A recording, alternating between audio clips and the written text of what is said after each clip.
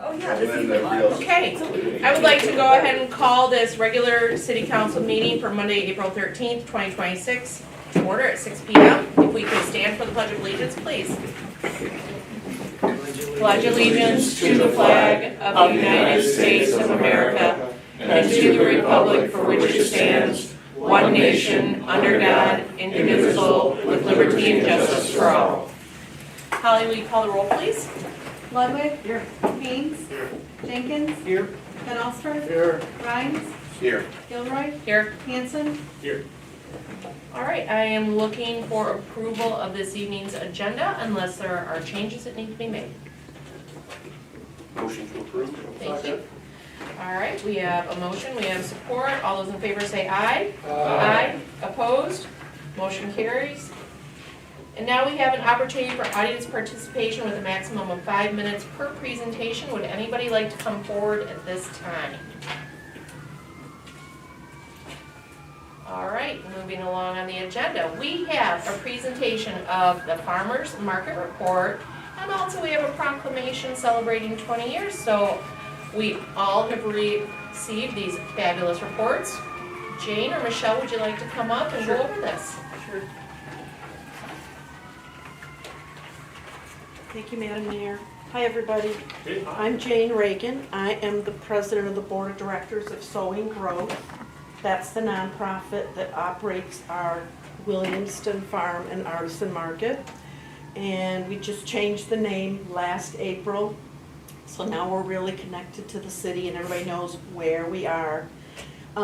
We have an agreement with the city.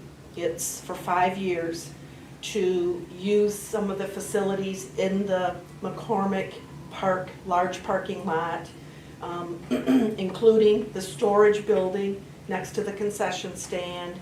And so as a part of our agreement of using city property and other give and take that each organization does, we promise to provide you an annual report every year.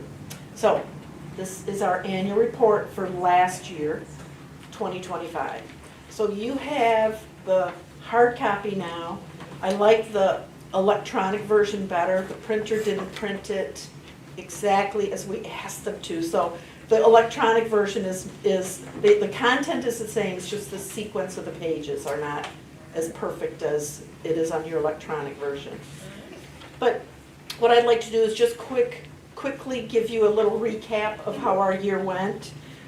We sent a PowerPoint to you. I think you all have that. And just to remind you of our structure, we are one of the few farmers markets in the state, really the country, that operates as a nonprofit. Most farmers markets are affiliated with a jurisdiction like a city or a township. And so we don't get any fund, we're not a part of a line item of the county or the city or some other jurisdiction's budget. So all the money that we bring in is from fundraising and vendor fees and grants and of course donations. But you'll notice our biggest income source besides vendor fees are bottle and can collections. We have been collecting bottles and cans since COVID, and we do it all year long. At every market, we have our can van, and people, your neighbors, our friends, pull their cars up. They don't even get out of the car. They pop the trunk, and there's 6 bags of bottles and cans that we load into our can van and cash them in later that week. It is our #1 fundraiser, believe it or not. So we've adapted, and yet last year we were able to bring in several grants. We got a grant from the Tri-County Office on Aging to help support our Power of Produce Club for senior citizens. And we also got a generous grant from the DDA, Downtown Development Authority, associated with the city, to help us when we did change our name. We needed to spend a lot of money to change all of our signage, our roadside banners, that kind of thing, and that cost us a lot of money. So the DDA helped offset those costs. We incorporated in 2018, but the market existed before then. Thank you to Clerk Thompson, who discovered the exact origin. So there has been a market of some kind since 2006. It really was a craft show in the beginning, run by the Downtown Economic Authority, EDC, and I think it was started here in the parking lot between what was then the library and City Hall. But over the years, it has evolved, and so we are very proud of how our market has grown. And this past year, in the annual report, you saw that we shattered records. Our average number of vendors this year broke records. Our average number of visitors, we literally count every single person that comes into the market through all 85 entrances. And then we also had more sales than ever before. So it was a really, really good year. For the future, we are looking forward to a stable year where we'll have our farmers market manager for many years. We just hired a new market manager, and I'd like to introduce her. She's here tonight, Michelle Grieco. Smile for the camera, we're on TV. So Michelle you can tell them a little bit about yourself and why we hired you. Sure, put me in the spot. My name is Michelle Grieco. I live in Holt. I've been a resident of Holt since 1971. My mom graduated from Holt, I graduated from Holt, my daughter did, and now my grandson is going to be. I have been a part of Holt Farmers Market since, I believe, 2011, as it started out as a vendor, and in 2017 I became an employee of the market. And the market there is covered by the DDA, or was overseen by the DDA, and I've been the market assistant there since being hired in.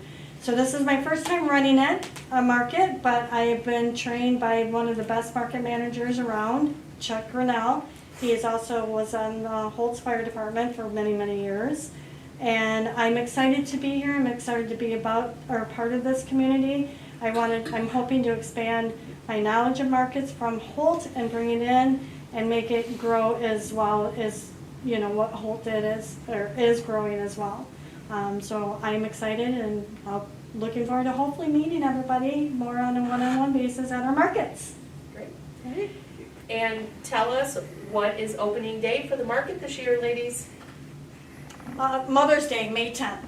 Great. And we'll be there from 10 to 2. Right. And I've got approximately right now about 40 vendors signed up. Excellent. And we're gonna, and we've got 3 or 4 food trucks that are gonna be there. So it's been working really well and everything's going great. Well, before you sit down, I would like to go ahead and read our proclamation for your 20th anniversary. So I'll come out there and read it to you guys. Whereas 2026 marks the 20th anniversary of the Williamston Farm and Artisan Market, with the first market being held on Thursday, May 25th, 2006. And whereas during the course of the next 5 years, the market's opening and closing dates varied and operated in several locations, and in 2013, the market changed to Sundays.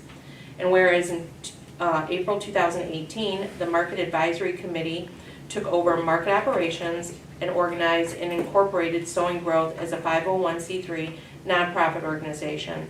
And whereas during the 2020-22 pandemic, that's a lot to say, farmers market was deemed essential sources of food, and the market successfully navigated those years with determination and vigilance that assured safety for all and operated uninterrupted from mid-May through mid-October.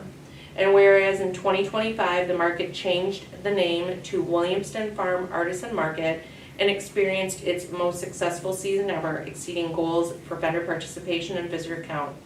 On one Sunday in July 2025, over 1,000 visitors were counted.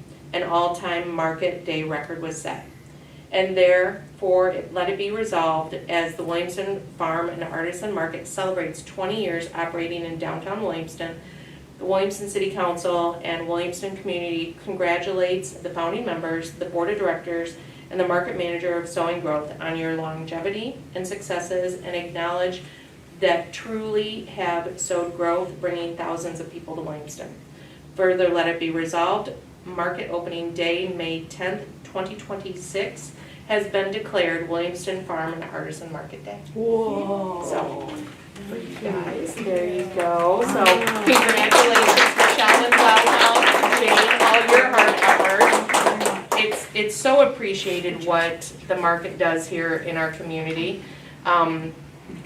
It does bring thousands to our community. It does. And it doesn't just stop with them going to the market at the corner of High Street and Putnam. They get to experience all of Williamston, and so we really appreciate that fact. And we know that you're just gonna surpass all of your numbers this year too. Yes. So, Okay, thank you so much. let's do this again on the 10th. We'll reenact And it. reenact it, proclamation, all that Thank good you, Madam stuff. Mayor. Thank Thank you so you. much, council. Thank you. Do you have any questions? I do. I'm always the guy with the question. The cans and bottles thing, I think that's really clever. Does Holt do that as well? No, we do not. So this is just kind of this Williamston special kind of a deal? Yeah, we had members of our board who had done fundraising at their work, collecting bottles and cans. And so they mentioned it. Remember, all the bottle and can collection places closed for a couple months. So it was on everybody's minds back in that spring of 2020. And so we collected them no matter what. And we put them in our friend's barn. And then when the can redemption centers opened again, we just took them by the truckload. But by then, we were collecting them at every market. And I have my friends, my family. I just came back from visiting my family in Grand Rapids, and I got a bunch of bags of bottles and cans. So my neighbors drop them off. So we've got you trained. It's just, we do the icky, sticky stuff, and then you feel good because you're contributing to the market. It's Is it a just, copyright term? Icky, sticky stuff? it should be, because we say that all the time. I think it's very clever, for what it's worth. So definitely put May 10th on your calendars. Obviously, Mother's it's Day, Mother's Day, and every but Sunday through October 11, mid-May to mid-October. And then we'll have a Thanksgiving market in November and a Christmas holiday market, in December. Location to be determined. It'll be inside though. all right. Thank you so much for the resolution and your time and being a great partner for us. Thank you. Thank you. All right, moving along on our agenda, we have our council meeting minutes from March 23rd, 2026. I want to say a special thank you to Pro Tem Councilman Rhines for leading that meeting and getting you through the business that needed to be done while I was away. So I do appreciate that. I'm looking for an approval to move those forward unless there's changes that need to be made. Move to approve? Thank you. Do I have support? All right. All in favor say aye. Aye. Opposed? Motion carries. Now we have accounts payable. Terry, where'd the money go? What happened to all that money? This time around, it wasn't all that much money. It was $57,000. And for what it's worth, I think part of the reason why that number was so small is that our transfers to other government organizations were only $33, grand total for the entire period. So other than that, I had no questions at all. It was really straightforward, kind of normal stuff. All right, great. Thank you so much. Any questions for Terry regarding accounts payable? All right, I'm looking for that motion. Move to approve checks 78958 through 78978 and ACH 2183 through 2220 for a grand total of $57,511.45. Thank you so much. Thank you so much. Holly, will you call the roll, please? Rhines, Yes. Gilroy. Yes. Ludwig, Yes. Hanson, Yes. Haynes, Yes. Jenkins, Yes. Van Osper. Yes. Thank you so much, gentlemen, appreciate that. Now we're moving on to our action items for this evening. The first is our assessing contract extension. I'll turn this over to our city manager, John Hannaford. Thank you. 2 years ago, we bid out assessing services. We had the previous assessor was the city's assessor for, I think, more than probably 7 years. Mhm. So we bid that out and we selected HSC Services. So this is, we had a 1-year contract with them, we extended their contract last year for 1 year, and so we're recommending the same this evening. The extension reflects approximately a 4% increase, it's just a little bit of a fraction of the 4%. They're doing a great job for us, they're comfortable working on a year-to-year basis, and recommend that the council approve HSC. All right, thank you so much. Any questions for our city manager? I had a general question that came into my head, and that is that you seem to like we've had employees before. We don't have the employee, and now we're seeking the service from outside. Is that premise based on quality, cost, or like? Yeah, Yeah, Yeah, absolutely. it's really a combination of things. I mean, when you, for assessing services, when you can do it at scale for a company that has more than one assessor, I mean, there's that obvious advantage. When you just have a sole practitioner for that type of thing, if they're sick or on vacation, they're not available. HSC has, I don't know, I think 7 or 8 certified assessors that can provide the service. So it's a preference. If obviously there's you can improve quality, that's what you like to do. But the cost savings, to have a person on staff for a single assessor with wages and benefits for level 2 assessor would be anywhere from $80,000 to $100,000. Right, okay. That's a great question, Scott, thank Thank you. All right, I'm looking for a motion to move this forward. I move that we extend the assessor services with HSC Services through May 31st of 2027. Thank you so much, do I have support? Second. Thank you both. Holly, will you call the roll, please? Gilroy, Yes. Ludwig, Yes. Hanson, Yes. Haynes, Yes. Jenkins, Yes. Van Allsburg, Yes, Rhines. Yes. All right, our second action item of this evening is the first reading of garage and rummage sale ordinances. I'll turn this over to our city manager. Thank you again. We discussed this at some length at the last council meeting. We discussed it at 2 previous annual visioning sessions. So what is presented tonight is the first reading of a garage and rummage sale ordinance. Some of the highlights that we talked about last time that maybe council should focus on were the frequency and duration. Based on that feedback we got from council last time, we did include 4 times per calendar year, and in no case any sale longer than 3 consecutive days. We also talked about the overnight storage of sale items. That's the last section 30-174. Items for sale may not be stored overnight more than 1 day before or more than 1 day after. So we did modify the previous draft from that, and the rest of it is more or less the standard boilerplate language that we have for ordinances. There is the signs advertising sales. We want to point that one out.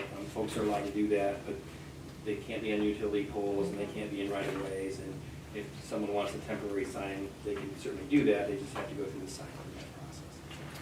So first reading, first kick at the can. So after council discusses, if you want to move this forward, it'd be appropriate to set the second reading with any amendments made tonight.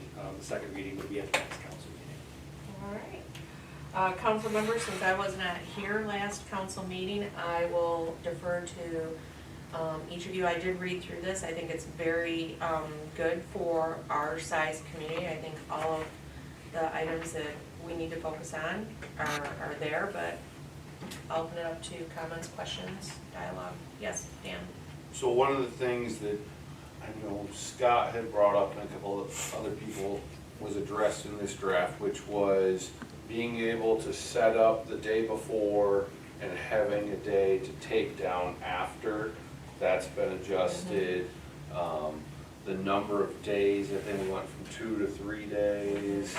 But basically, from what I'm looking at here, everything we talked about at our last meeting, I believe has been put in there. I don't know what everyone else thinks, but. All right, with that being said, then I'm looking for a motion to move forward for the second reading. I have one more question. Yes, Scott? Is the thrust to have an ordinance at all caused by things that were happening in the environment that were a problem, and that's why?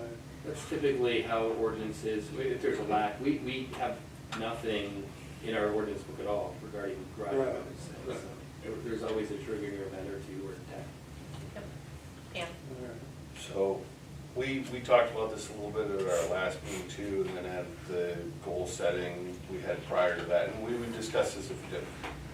It's come up. We've had complaints from residents, and that's why we're not a hammer looking for a nail here. We've had, Well, that was a good one. That was a good one. Did you post on imitation to that? Yeah. Well, I think what we also need to remember too is that we're, after the second reading and this is put into place, if we feel that the language here is too strong, not strong enough, our ordinances can be revisited. We can make modifications to them. If all of a sudden we hear from the community that I want to have more than 4 garage sales per year, then we'll have to listen to that and see if that creates a trend. But again, looking for a motion to move that second reading forward for our next council meeting. make a motion to approve the first reading of the garage rummage sale ordinances and recommend it for the second reading at our next city council meeting. Thank you so much. Do we have support? Or, Thank you both. Holly, we call the roll, please? Ludwig, Yes. Hanson, Yes. Haynes, Yes. Jenkins, Yes. Van Allsburg, yes, Rhines, Yes. Gilroy. Yes. All right, our last action item this evening is the TED FB contract number 26-5150 Industrial Park Drive and Progress Court. I'll turn this over to our city manager, John Hanson, to go through this for us. Thank you. At the last council meeting, we accepted the grant from MDOT for TED-FB funds for Industrial Park Drive and Progress Court. This very, very, very long wordy resolution is a way, and it's also the contract for that grant program. This is a form resolution that's provided by the state of Michigan. But what it does is includes all their typical clauses for receiving money. This is ultimately a federal pass-through money as well, but the action tonight is to, basically the preamble of the resolution is to approve the recommended the adoption of the TED-FB contract, and the number should be stated and also the project parameters. I'm not going to make you read everything on here. I'll certainly answer your questions you may have. Kelly Jones is here from Spicer in the back. If you have any questions for her, she's doing a lot more work now for Spicer and for the city. You might know Miss Jones. She was with the Union County Road Commission for a number of years, so really happy to have her working with Spicer and helping us through these things. So. All right. Questions? Yes, Terry. TED-FB. What in the world does that mean? I'm going to defer to Kelly to see if she knows what the acronym means. It's Transportation Economic Development, I believe, is the acronym. Yes. Yeah. That's what TED means. And the FB means? It's a good question. Yeah, I'm not gonna make something up, but it's like it's a federal B, like Okay. category B. Sure. Okay. let's use a competition to guess what it means. Right. Facebook. That could, Yeah. that could Yeah, get, there you go. what's the prize? We get new hot mix over at the Yeah. Progress Court. Kelly, thanks so much for being here. Glad to see a familiar face back there, and welcome to Spicer's world, I guess. Hopefully you're buckled in and ready for all the projects. If there's no other conversation or questions regarding this, I think what City Manager Hannigan stated was we want to include the resolution with the number, and then if you scroll about to the bottom third of the page, it does give that description of what's to be done, so I would be looking for that motion. Make a motion to approve the resolution to recommend adoption of TED-FB contract number 26-5150, Industrial Park Drive and Progress Court, City of Williamston, for hot mix, asphalt, cold milling, and paving along Industrial Park Drive north from North Williamston Road to Centurion Way, and along Progress Court from Industrial Park Drive, northerly to the end, including concrete, curb and gutter, base repairs, and permanent pavement markings, and all together with necessary related work.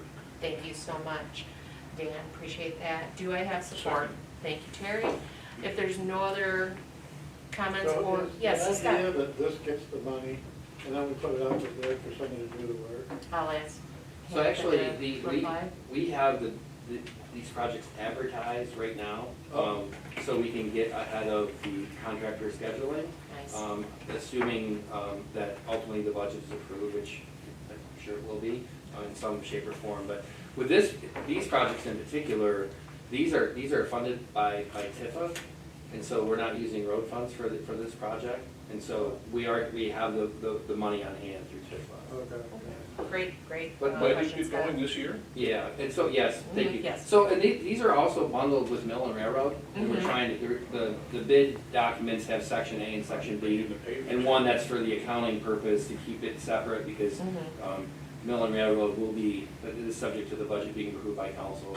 And if for some reason we change direction and we didn't want to fund that, then we could peel that part off. Okay, great. All right, so we have the motion, we have the support. Holly, we call the roll, please. Hanson, Yes. Haynes, Yes. Jenkins, Yes. Van Allsburg, Yes. Rhines, Yes. Gilroy, Yes. Ludwig. Yes. All right, that concludes our action items on the agenda. We'll move along to discussion items. We have our main 4 safety improvements. City Manager Hannigan. We had a progress meeting with MDOT, and Spicer was also representing us in at that meeting. They're still optimistic about an August 31st, 2026 construction start, but not specifically for our project. It may carry over to next spring. So we're still waiting on the finals for that. One of the things I did like with the design set as they keep moving forward is that there are turn arrows drawn on Grand River, and that's the first time we've seen that, so that's good. And there are new pavement markings, and we've talked about before on Putnam North and South that we'll also be able to add turn lanes as part of the project. So that's good. I don't have anything to add other than they're still finalizing their bid packages and getting that out for bid shortly. Dan, go ahead. You mentioned that they had new pavement markings and turn arrows, which is the first time we've seen that. Did it show when you were seeing that how far back they had turn lanes or where they were changing things with that? Or maybe you didn't It was- notice? They really didn't zoom out that far. Gotcha. Not any farther than the first block or so. I was just curious. Basically just allow queuing up on the turn. Gotcha. Go ahead, Terry. As I understand it, if we want to do stuff with Putnam North and South, putting in turn lanes and so forth, that's on, the expense of that is on us. Correct. So, and our plan, I guess, is that we're gonna see what MDOT does, and then we will act accordingly so that our stuff fits together. That's correct. And again, might that be done this year? Again, it depends on if their project is done, if they start in August and they're done sometime in September, likely not. But it'd definitely be in the fiscal year, 26, 27. So John, I know that they did the core samples down there. Being downtown over the weekend, I've seen the paint on those 4 corners. When those mast arms go up, and we know that it could cause a disruption with one of the planter boxes, are those mast arms going to cause a disruption with our DTE streetlights on the corners? I was wondering about that because some of the pink paint on the sidewalk is pretty close to those streetlights, westbound, north and south side, or west side, north and south. The bases of the lights are painted around, so I'm just curious I'll have to check on that. to see if there's gonna be, Typically, if it's pink, it means removal. Okay. So I'll have to check on that. all right. Because then we would wanna try to figure out where would we move those displaced streetlights to, because those are pretty important for the corner. Thank you. All right, next discussion item is our presentation of the draft 2026-2027 fiscal year budget, and that's going to be by our city manager, John Hannafin, and our city treasurer, Tom Mead. Thank you. So as part of the city charter, the staff's required to present at least a draft budget to council at the first meeting in April. So this is the first draft. We do have work sessions set for the meetings in May. So that will give council at least a month to review the first draft that's presented. We did include a cover sheet on what's currently proposed in the budget, and that's based on our visioning session that we had in February. So just to give you a quick overview, operations and services are largely remain the same. Revenue outlook is still, property tax base is growing. Revenues are projected to be stable and increasing. All staffing we're fully staffed and will be maintained across departments. PD contract is good through 2028. The DPW contract, which is through ASME, does expire in 2026, so we'll start collective bargaining August, early September. I don't anticipate any issues with that. And then we do have an allowance for 10% health insurance increase. Obviously, we try and do better than that, but that's the plug number that we have. As far as capital investments, we did talk about in the visioning session, a new police vehicle and the DPW leaf vacuum.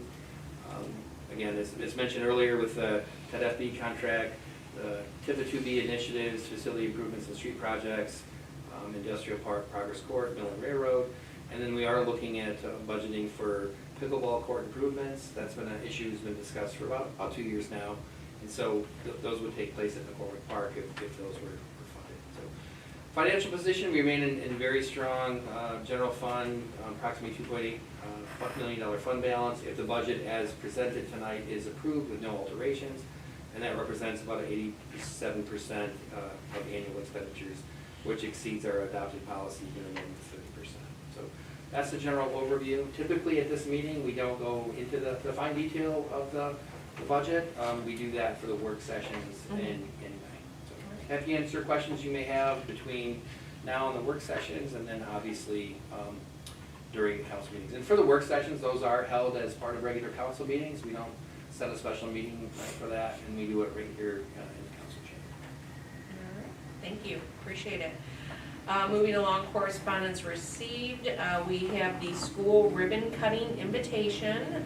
If you've not seen that through the email, you can definitely check with city manager John Hannafin to get that on. Oh, it is in here, it's May 4th, Yep. 2026 at 2:30. So if council, you're available and can be there for this, they do have a rain date of May 18th at 2:30.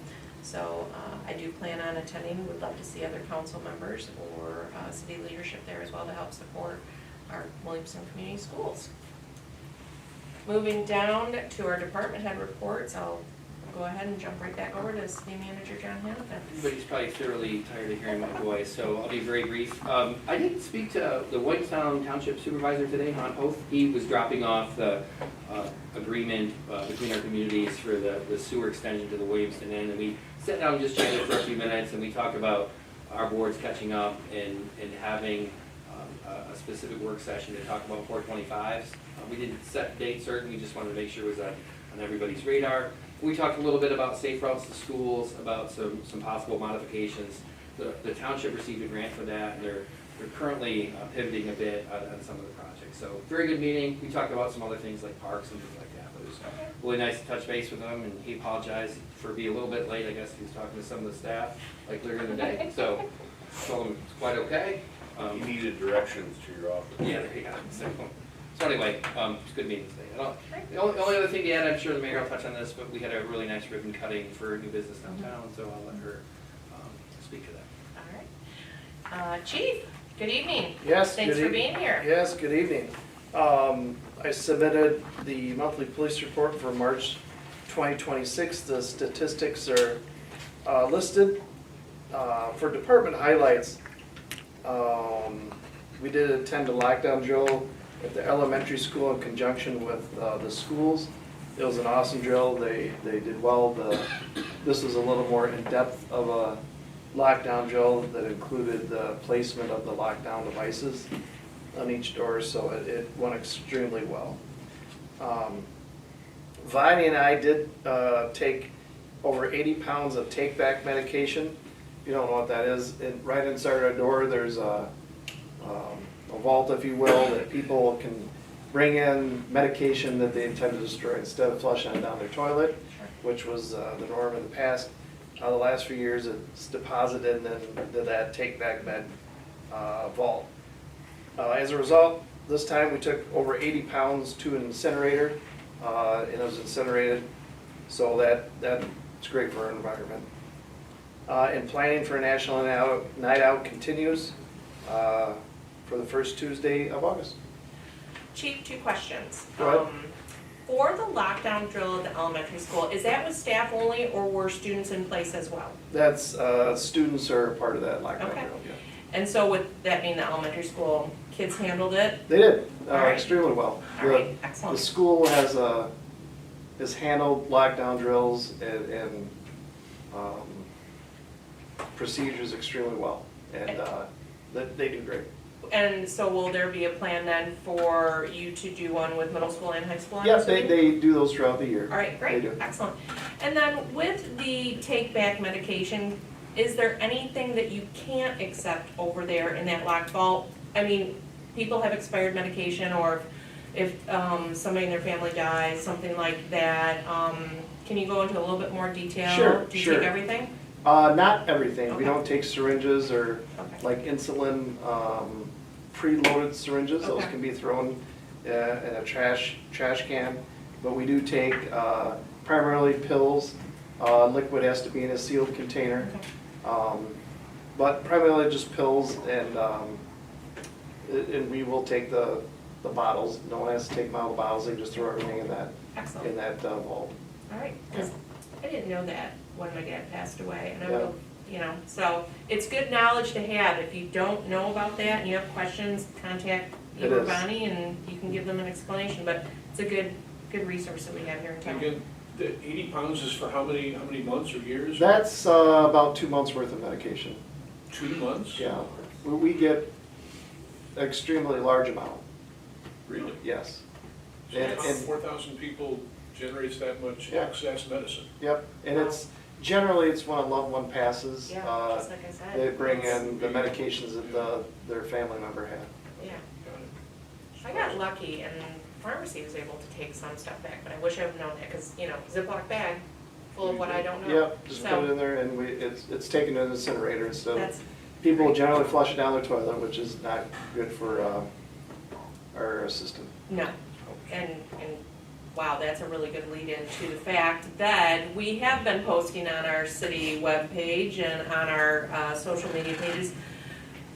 There are certain things you should not flush down the toilet, Flushable because wipes are bad. flushable wipes are very, very bad. So if you're not sure what can go down your toilet, please contact City Hall or check our social media page, but wipes are not a good thing. Toilet paper, please.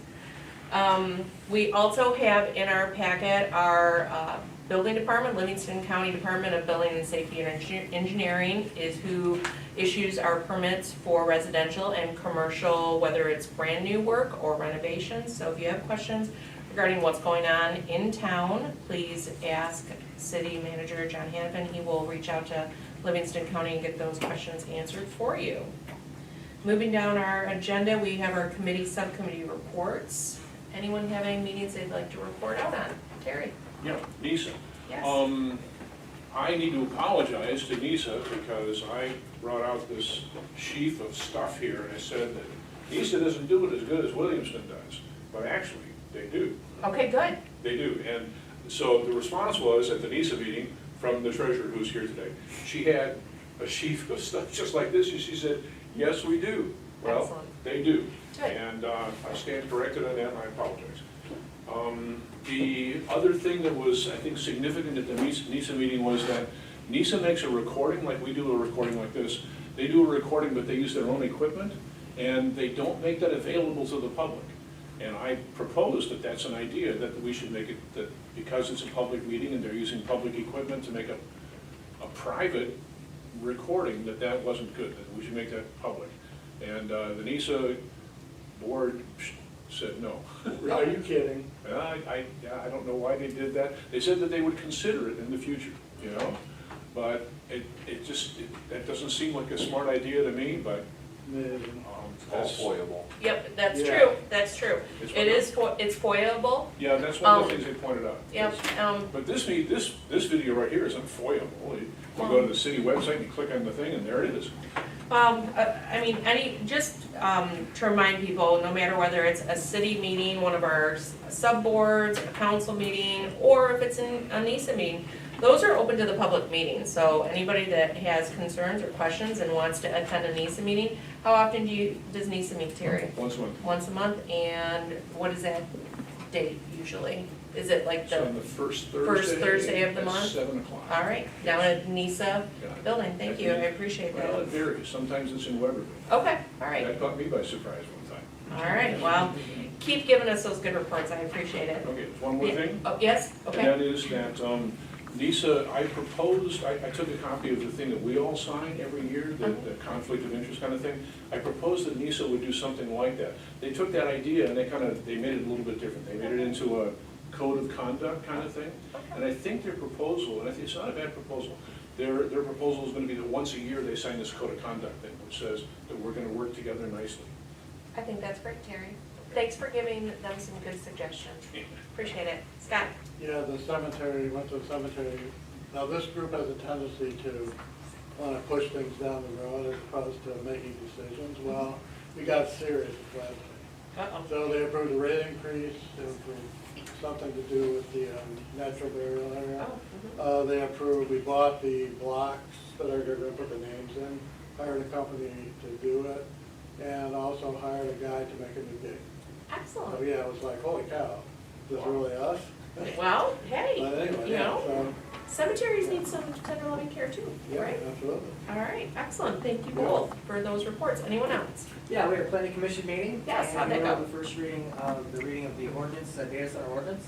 Okay. So that went well, everybody did like what it had to say, and just another shout out to John and McKenna for working together so good on it. They did a fabulous job.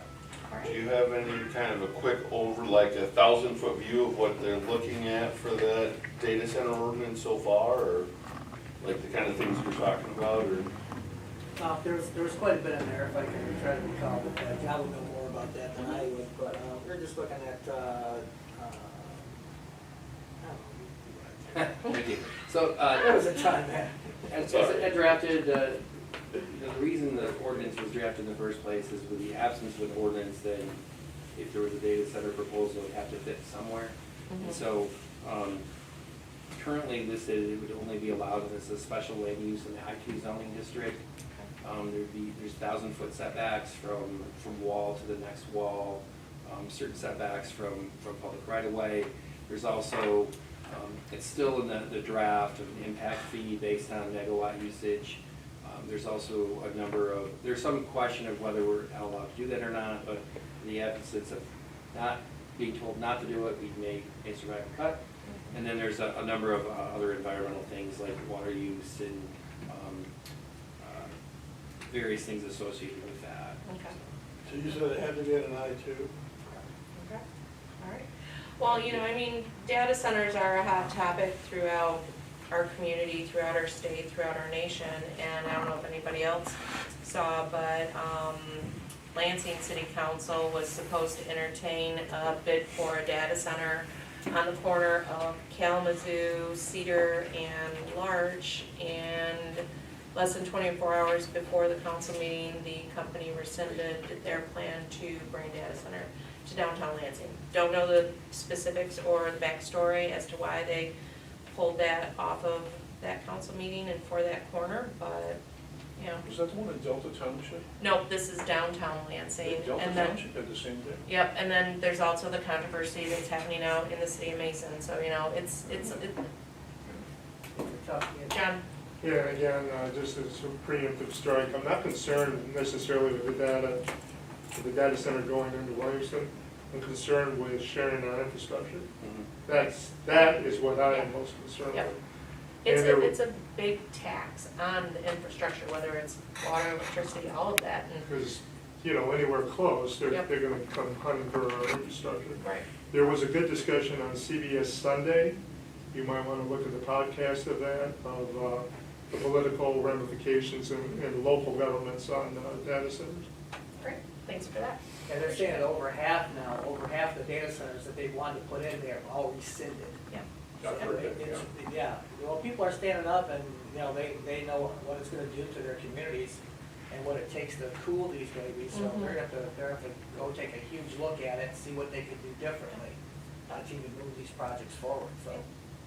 That's a big Well, deal. yeah, We lived in a place in California for a while, and they used to grow alfalfa. They pumped water out of the ground, watered the alfalfa, sold the alfalfa, made a lot of money on it. But that was all happened like 50 years ago, because as of 30 years ago, the groundwater was gone. Right. So there's a lot of Right. groundwater in Michigan, but that can happen. Sometimes people don't realize that we don't have infinite resources. All right, thank you all so much for the updates from your committees, I appreciate it. Now we have an opportunity again for audience participation with a maximum of 5 minutes per presentation. Would anybody like to come forward at this time? Please do. You could state your name and, My name is Sandra Sternborn, and I am the NISA representative for Weberville. And I just wanted to just extend to everybody that the NISA meeting is every second Thursday. Second Thursday, okay, Yep, thank at you. 7 p.m. So that's all. Thank you. Thank you. Do you alternate locations or is it primarily It Williamston? is primarily Williamston, Okay. and then twice a year we have it in Weberville. And I Great. do believe that's April and October. Thank you so much. You're welcome. Anyone else for audience participation at this time? Okay. Council member comments, I'll start with Tim down here at the end. All right, Scott? I'm all set. All right, Dan? Good to see you. All right, Steve? I'm good, however, I would You do like need to make an to announcement. share with everyone that the Candy Cafe that opened downtown Williamston a year ago is gonna have their 1-year anniversary on May the 3rd. And we're gonna have a lot of fun giveaways and invite everybody to come see what not only the Candy Cafe has, but what downtown Williamston is presenting to the public, which is constantly improving, and we're glad we're a part of it. Great, thanks so much. Terry? Pickleball. When I walk around McCormick Park, sometimes I stop if there's people playing pickleball. I ask them about it. And would you like to have more pickleball courts? It's enormously popular. I mean, crazy, crazy popular. In the summertime, on a beautiful day, you don't even think about trying to play pickleball because it's already jam-packed and jumping. So, having more pickleball courts, that's a really good idea. A lot of people will be happy with that. Yeah, excellent. John? I'm fine. All right. So as City Manager Hannafin mentioned, we did have a ribbon cutting in downtown this past Saturday. In the old Bell's Party Time location, we have a new fitness studio. It's called Rendezvous. They partner with Peloton. They have treadmills in there. They have some spin bikes. They have some free weights. They have 2 saunas.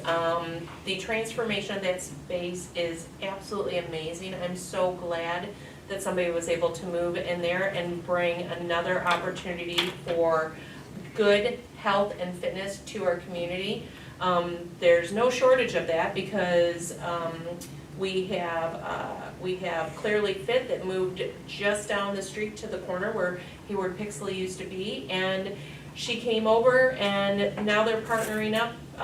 They are primarily yoga and Pilates and bar, and so they kind of worked out a partnership to, hey, if you don't want to run on a treadmill, go across the street for yoga. But we also have CrossFit, High Five Fitness that's out on Elevator Street. So we've got a lot of that going on. We also have another ribbon cutting coming up this coming Saturday. As you all know, Botany Boutique closed their doors. However, very quickly, Bayard Candles has decided to open up a brick and mortar storefront, so they will be doing a ribbon cutting this Saturday at 10. So if you're in town and the weather's good and you want to stop down and help support a local business, and Steve, you said it, we have such a great, diverse downtown, and it's going to get even more busy as spring and summer marches forward. So get out there for a movie, a play, good food at all the restaurants, shop at all of our nice retail spots, and just enjoy walking downtown Williamston. With that, I will go ahead and adjourn at 6:48.